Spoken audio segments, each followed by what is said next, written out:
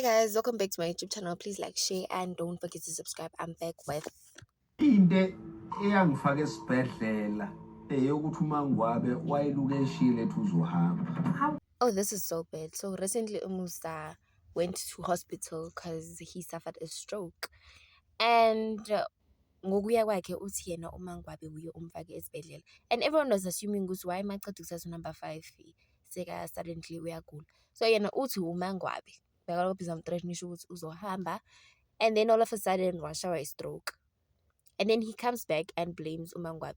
Guys, I don't think uMangwabe is at fault here because Umusa went all out Wailanda number 5, not including ama feelings walaba abanye. So uMangwabe sangaphatheke kahle.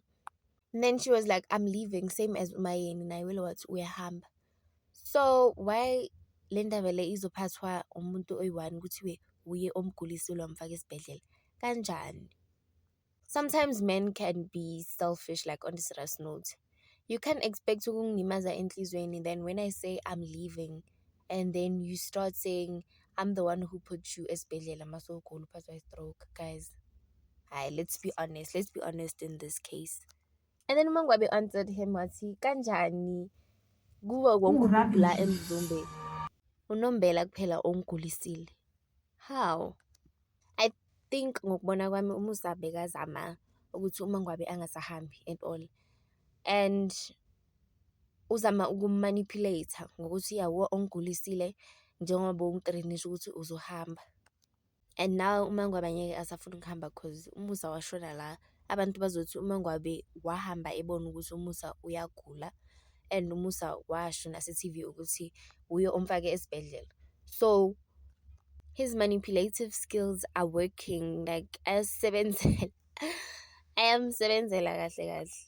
And I just hope uMangwabe won't settle for less just because she was painted as a bad person ukuthi uyofaka uMusa esibhedlela. I just hope so, because ma ungekho right relationship, you have to move on unless kuyogcina kugula wena.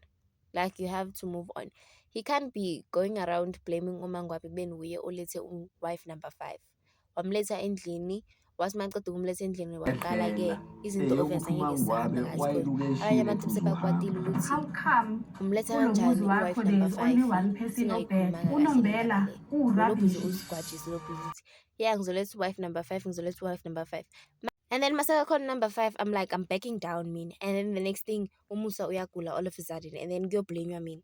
No, guys, this is totally wrong. Angali uMangwabe yena bekumele ayimele lento ayiqalile, but ukuthi bam accuse of such thing, it's so wrong. Thank you guys for watching. What are your thoughts on this?